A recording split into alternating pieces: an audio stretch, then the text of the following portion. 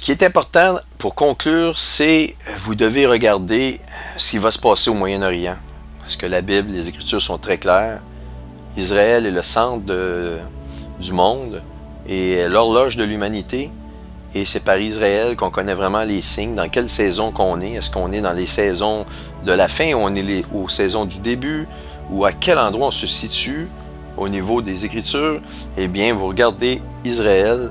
Il faut absolument qu'en tant que chrétien et même en tant que non-chrétien, peut-être que ça va vous convaincre de vous donner au Seigneur.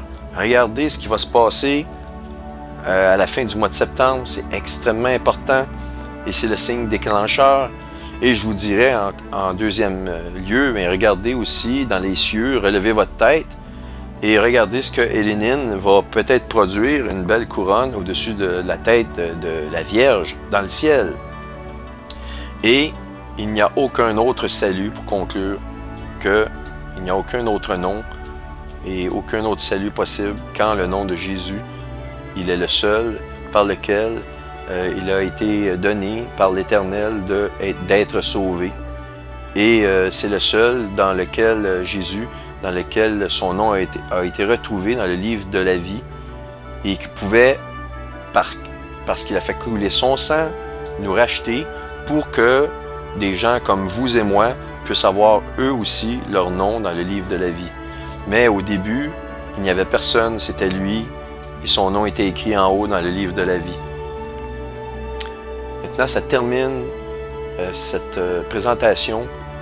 Ceux qui ont écouté, peu importe vos croyances, je l'ai faite pour vous. Maintenant, c'est à vous de trouver dans votre cœur, avec toute honnêteté, de prendre votre décision relative à ce que je vous ai demandé en haut, au nom de Jésus. Et eh bien, c'est dans le nom de Jésus aussi que je vous remercie. Et j'espère que je vais prier pour mes frères et mes sœurs. Et je vais prier pour ceux qui pourraient être, qui veulent chercher vraiment dans les Écritures. Vraiment, s'il y a quelque chose de vraiment approfondir à ce niveau-là, je vais prier pour vous. Alors, merci beaucoup d'avoir été à l'écoute. Maintenant, je veux faire aussi des vidéos absolument extraordinaires parce que certains peuvent penser que l'Éternel, si vous n'êtes pas israélien, eh bien l'Éternel vous oublie. Eh bien non, il y a des prophéties très claires sur Israël. Voyez-vous, je vous ai dit tout à l'heure, les Israéliens dans Zacharie 13, là c'est le verset 1 à 9, mais il est écrit ici, j'exterminerai du pays les noms de Dol, afin qu'on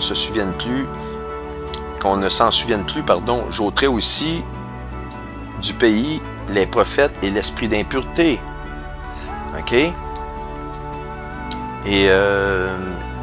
il est écrit un peu plus loin que dans tout le pays, dit l'Éternel, les 2/3 seront exterminés. On parle des Israéliens ici. Et ce que je veux vous dire ici, c'est qu'il y a des prophéties sur Israël, mais il y a des prophéties aussi pour les musulmans, pour des pays comme l'Égypte. Et c'est justement ce que je vais vous montrer dans les prophéties égyptiennes. Je vais vous montrer que la prophétie est en train de se dérouler dans nos yeux et personne ne la voit. J'en ai la chair de poule. Si j'ai le temps, je vais vous faire part de cette prophétie extrêmement importante, et que l'Éternel va tourner massivement les Égyptiens vers lui. Ils vont reconnaître son oint, qui est Jésus, comme leur sauveur. Ils vont reconnaître l'Éternel massivement. Bien, c'est des vidéocassettes que je veux faire, si Dieu me le permet. Merci d'être à l'écoute.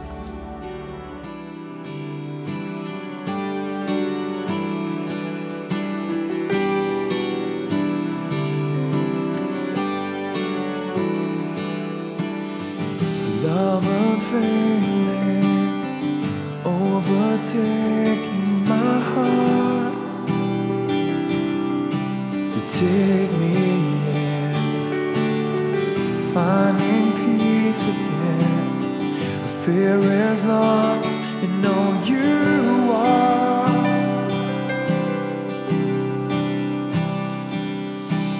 I will give the world to tell your story.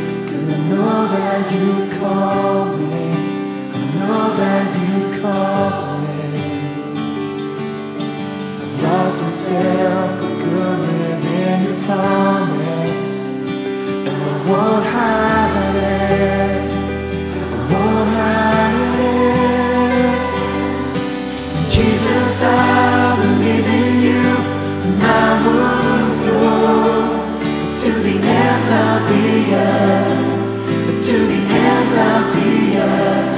For you alone are the Son of God, and all the world will see that you are God, that you are God.